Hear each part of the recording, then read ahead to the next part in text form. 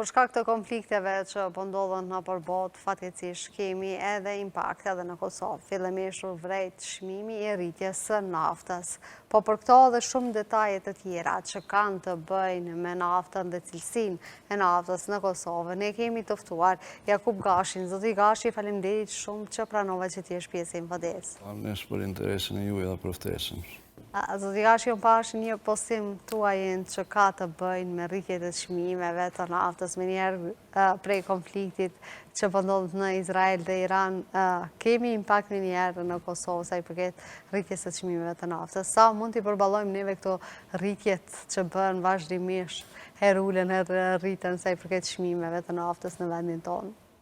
Sa i përket impaktit, do më vitet e fundit kënë qenë prej pandemisë, ka pas lëvizje, ka pas edhe konflikte në përbot, edhe jo sigurit plot. Nëse kujtohet edhe gjatë periudhës pandemisë, çmimi ka qenë shumë i ulët. Do më thonë edhe tani, nëse përcjell një kohë gjatë, sa ka konflikte në lindje, do më çmimi i naftës zakonisht zbret. Ose nëse ngritet çmimi i naftës në bursa, atëherë bjen dollari, si kur të mash merë, është një zbritje, nuk ka ngritje. Këtu po abuzohet edhe po kesh përdore, se momentin kur po ka far konflikti ose far lëvizje në bursë, do më thonë çmimet po ngriten në Kosovë, sikur t'jenë çmimet me wireless, do më momentin kur atje flitet. Pavarësisht që në përbot nuk lëvizje. Po nuk lëvizjen se tash ti mundesh me marrë edhe çmimet e rajonet për shkak s'kan lëviz. Mundesh me bë krahasime me Maqedoninë, edhe pse Maqedonia e ka për 10 cent, akciza është më lirë, do duhet të ishte një çmim normal deri në 10 cent më shtrejt se sa në Maqedoni, po jo e kundërta.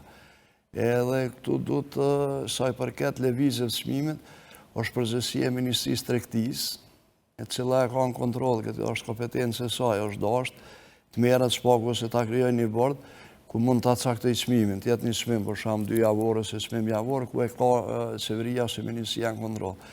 Po na kemi pa që këto çmimet vazhdojnë me një kohë të pacaktuar, për shembull.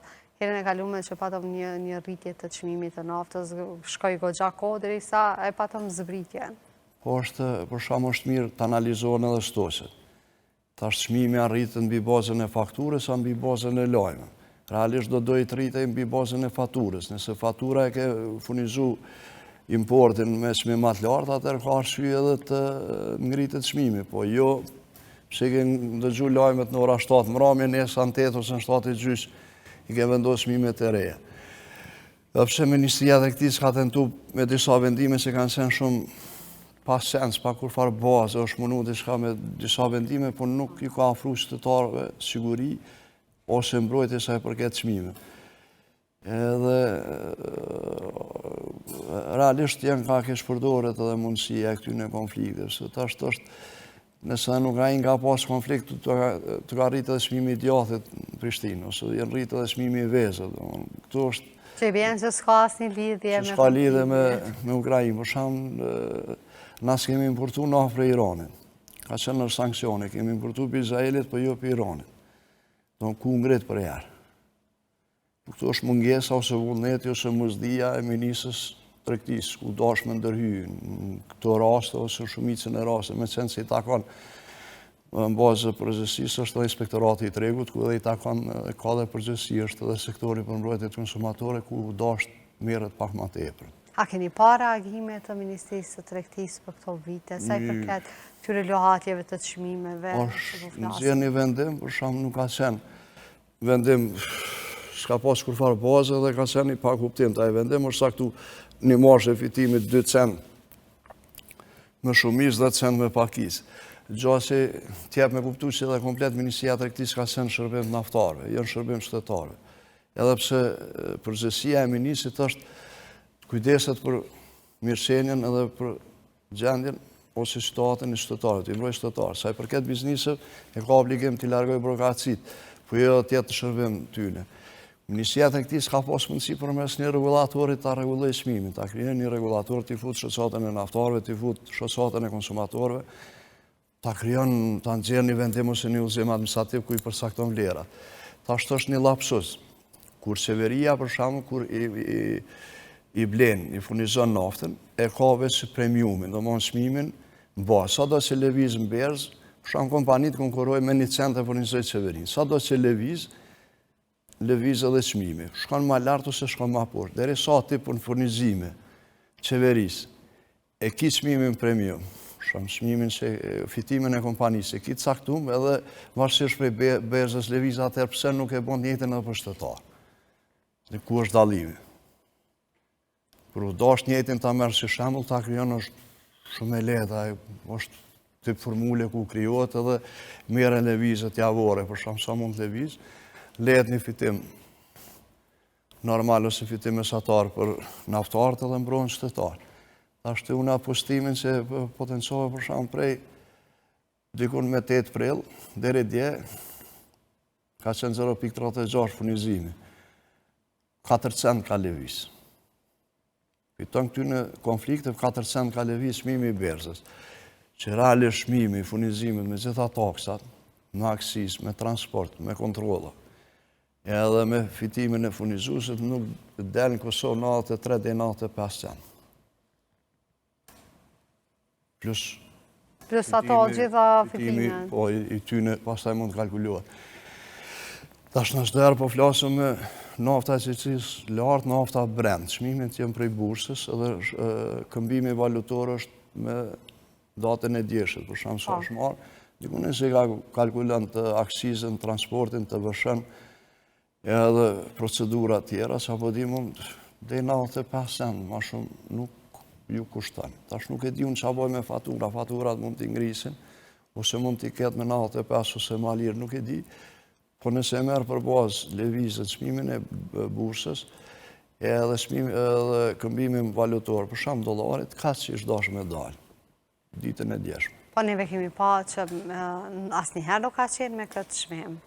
Çdo herë ka qenë më i lartë ky çmim në treg. Po ti tash ki dallime për shkak një 10, një 24 ose një 27, është dallim shumë i madh.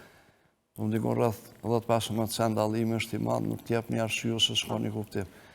Edhe fatkeqësisht tek ne kemi punë është numri shumë i lartë i punëve, shumë i madh, edhe afërsia shumë e afërt. Ty ta jap me pa për shkak të një punë 1.09 ose 1.10, e tjetra një 27 është e pakuptim. Po kjo është përgjegjësia e Ministrisë të Tregtisë. Pra nuk ka një kontroll të tregut. Realisht nuk ka kontroll edhe tash të shoqata merret i mbron interesat e naftarëve. Është një organizatë i cila i mbron interesat e tyre. Po Ministria e Tregtisë do duhet i mbron interesat e shtetarëve. Tash ta nuk është shoqatë që i mbron shoqatat, ose nuk është organizatë që do duhet i mbronte këtë rast për shemb naftar, qytetar, po kjo është e kundërta. Po neve nuk kemi pa ndonjë reagim të shpeshtë të ministrës sa i përket kësaj çështje.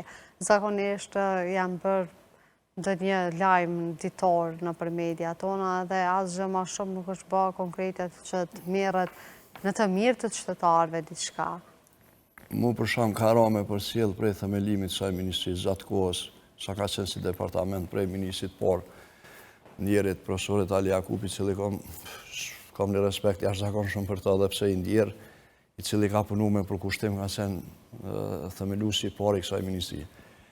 Deri te kjo ministër ma dop kjo ministri s'ka pas. Ma të padijshëm se kjo ministër nuk ka pas. Inshallah është fundi, pavarësisht tash në gjyrime politike cila do subjekt politik nesa tjetë pjesë e qeverisë, ketë kujdes barëm të Ministria e Tregtisë ta dërgojë një ministër ose një person i cili s'pagu ka. Një ministri që është goxha shumë e rëndësishme si që është Ministria e Tregtisë. Ministria e Tregtisë është një ndër ministritë më të rëndësishme, sa i përket zhvillimit, investime strategjike, kontrollit cilësisë, akreditimet meteorologjisë është shumë e ndihshme. Ka brendësi saj shumë procedura ku harton politika dhe harton ligje.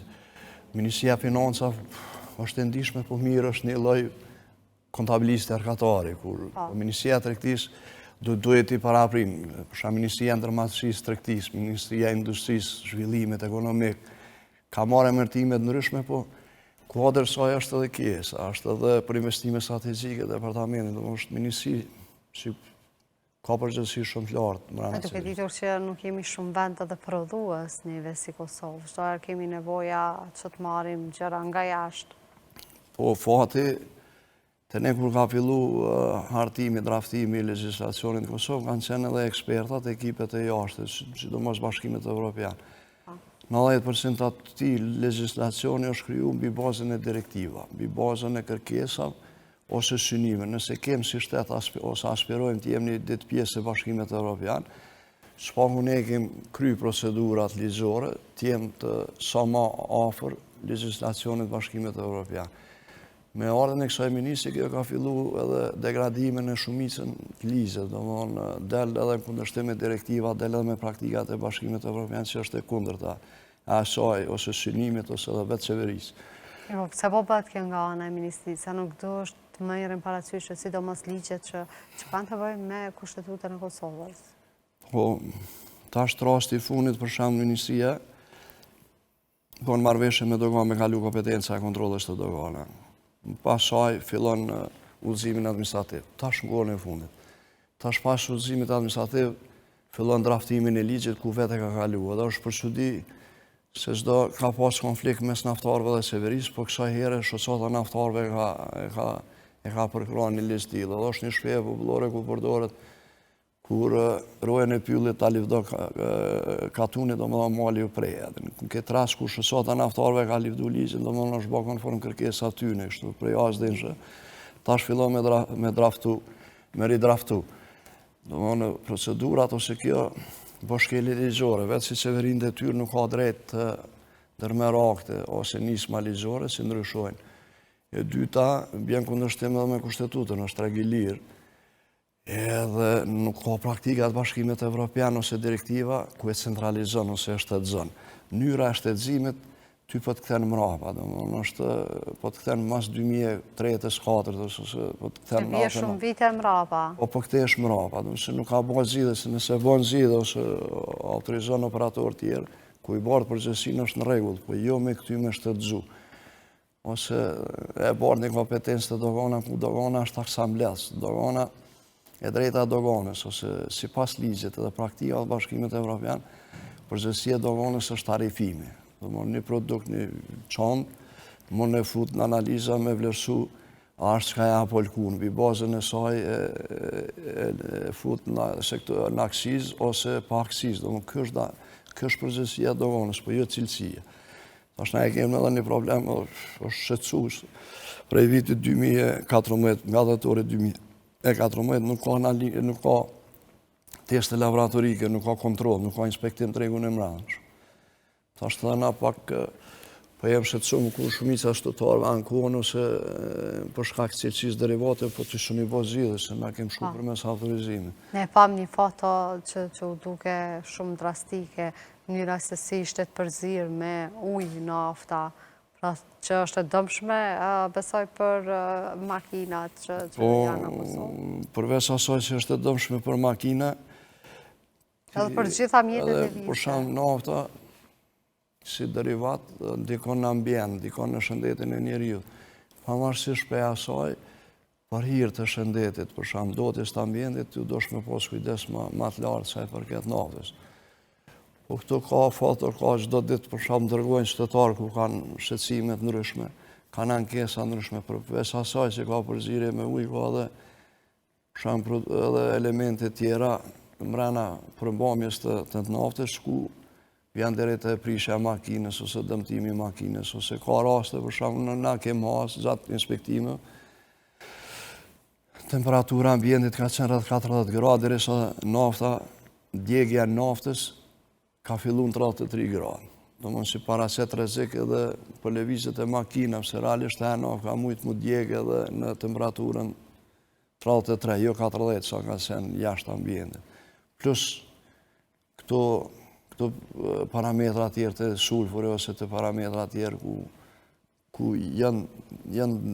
ndikojnë drejt për drejt të shëndetit njeriu.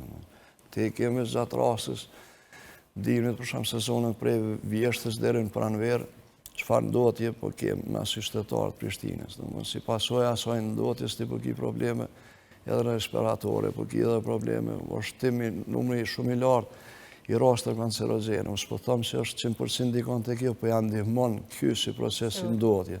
Jemi në listën e vendeve ku jemi me të ndotullat në botë, fatkeqësisht. Po nëse e ka merr një krahasim, se unë e ku marr për shembull krahasime, nëse e merr shtetet e industrializuar të Kinës, E krahasoj me qytetin e Prishtinës ndodhja është i njëjtin nivel, që është çudi, çka kiti për industrisë.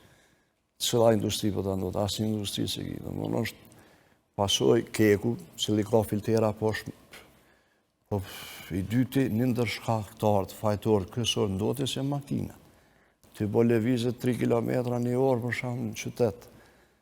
Edhe ato mrena, ose gjatë asaj ore ato djegën naftë, domthonë çfarë ndodhje krijohet prej makina. E kemi pa shpesher që është edhe një lloj si mjegulle, sidomos në periudhën e dimrit, pra në Prishtinë që është shumë e dëmshme. Po është ajo për shkak të arit, se dënësia e arit, edhe nuk i lënë domthonë me lëviz më lart ndotjet, edhe mbesën për ata dhe bëhet niveli edhe matja, po krijohet mjegulli, është janë grimcat, është hiri që lirohet përveç të ngjillit edhe nafta ka një lloj hiri për mbamje ku tretet, edhe hiri shkon diku, ato grimcat timta domthonë binë në ambient, ato thithen prej shtetarëve. Po deri tash nuk po shohim në vullnet ose në interesim të ministrisë për me rregullu këto si fushë. Atë ishta edhe me dalë se qysh mënet me rregullu kjo çështje. Zdigashi është dashur që të merren më shumë eksperta për bazë, që të punohet në mënyrë që të mos jemi në këtë gjendje vitin e ardhshëm, pra, se çdo herë shkojmë shumë shpesh na vinë ato mujt e dimrit e të vjeshtës. Kur ki vullnet, ka mundësi. Ka mundësi kompani private, laborator të shtush. Ambasada e Gjermanisë ma ka kriju një favore, kom pas për 3 vite një ekspert, që kom marë prej tina, kom mësu shumë gjana. Do më për shkak ekspertizës, për shkak moshës, provojës tina, kem shkëmby edhe më janë i falenderohen, do më kem avancu ose kem mësu diska.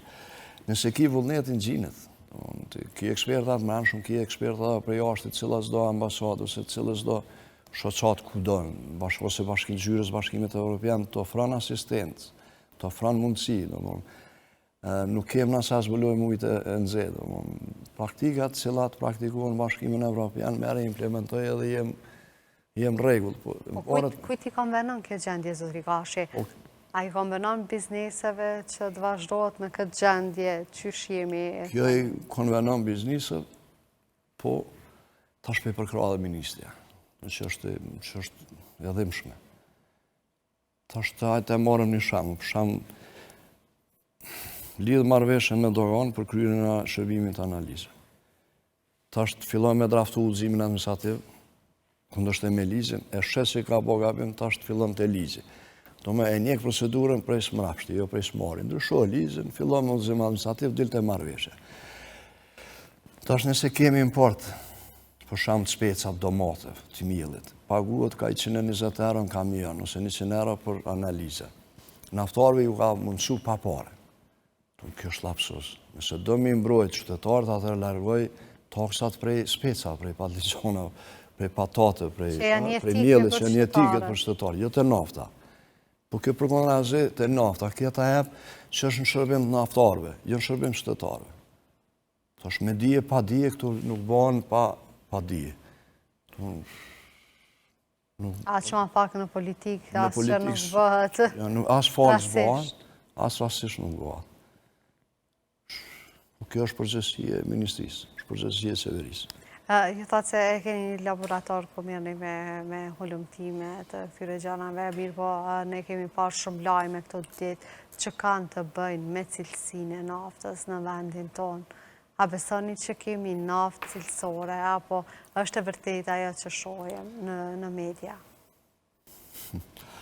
është problem, dele dhe të garantosh sa ka cilësit naftës, me sen se mrena 24 ore ndryshon ose mbushin, nuk më hargjohet mrena 2 dite, ti mund të konstatosh ose mund të vlerësosh për ato që e ke testu, po jo nesa mas nesi. Po ta marrësh përgjithësi në shpak problem.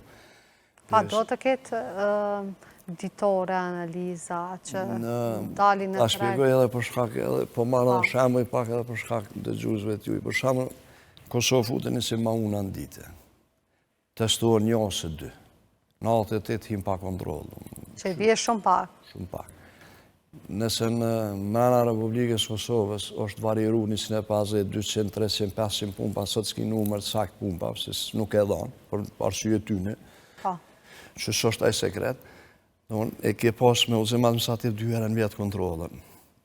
menxi është realizu në herë në vit. Për 11 muja e ka vepru, ka manipulu që shka dorë se se ke posë më ndrodhë. Realisht deri sa është import, nuk është produkti jotë, është ma mirë të testohen në dogonë, ose kryot mekanizm derdhë në deponit, merët analiza prej deponisë dhe pastaj lejohet më distribuu mushit në për pika karburantit. Po tashtë llogarit e importon prej Greqisë, prej Shqipnisë. Ka do, e bjen edhe drejt e derën punë benzinë, nuk është testu, nuk mund është edhe me dhonë. Unë me një prononcim para 4-5 vjetë, e kom pas deklaru janë 400.000 laboratora në Kosovë, edhe reagun qysh 400.000, po do 400.000 makina sa e ki në Kosovë, se cilë e ka një mini laborator. Se ti e mushtë një punë dalën kilometra, njëna është 480, tjetra 670, do më të eshe, shiko të bëj me sasinë dhe me cilësinë. Ose të njëna punë kure e funizon, e ki krisme në matorit ma ndrysh, dalën prej krismes tjetër, në shpun është me që dhe nga shte makina me ka një mini laborator, e din, të është problem të me dalë me morë. Dhe janë ba eksperta të saj që është. Janë ba eksperta se cili, se ki problem, ose e ki makinën për para ta shka erdha, ti më i ke. Të maj nuk ka timu për shkak në gjyrës, asë për shkak shoferit, a i timon për shkak naftës.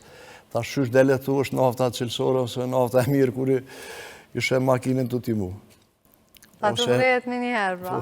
Ose shenë fuqi s'ka motori, do më nësh si pasoj e naftës, a i punën të shka dhe elementit tjera si ndikojnë. A më ndikon në prishën e veturave? Po ndikon, për shumë se janë disa përbërës mrena, për mrena naftës se ndikojnë. Për shumë njënë i prish, ose amortizon, ose karodon, ta u fuqin, ka elemente shumë cilat ndikojnë, edhe realisht edhe në amortizim edhe të makines.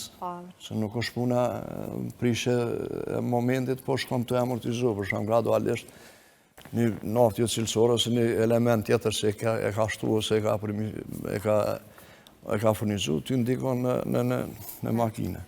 Kisha dashtë veç me mënale dhe të një qështit që ka të bëj me tregun e liri, cili është proklamu vazhdimisht në vendin tonë për dëmet që mund të shkaktoj pa paralajmërimin e duar daljen e treg të lirë, qysh mërët me ndiku në biznese kur kanë shqitje të naftës, a do të kemi edhe më tepër rritje të çmimit të naftës të pa këtë dalje në treg të lirë? Realisht nuk u dasht me pas rritje të çmime, momentalisht është, varësisht se është problem me garantu për shkak situatës ose gjendjes gjeopolitike se po ndryshon moment për moment, po edhe deklarimet që është në dorën e Trumpit çmimi naftës është lapsus.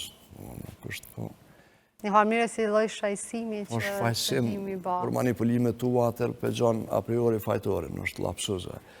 E dyta kënë ndikon, edhe saj përket tregut lirë, u dosh me kryu mekanizma për mi pregadit. Nëse çmimi na jem livdu, kemë të ngjillin, do të me prodhu munges të kapacitetet tua, tash nëse ngritet edhe çmimi i rrymës, energjisë, edhe rrogat në sektorin privat nuk janë mosi para 4-5 vjetë, atër me çfarë kimi joshti investimet, me qka? Do të është mirë me mendu se s'paku dosh me kriju mekanizme Ministria e Energjisë, bëjmë koordinim me qeverim me marë për sipër, ose një periudhë tranzitore, ose me kriju mekanizme. Çdo treg i lirë është i mirë, po jo treg i lirë me një adres, nuk ka treg i lirë me një adres. Bje monopol. është monopol. Nëse treg i lirë, ki 4-5 kompani, ose ke pas mundësi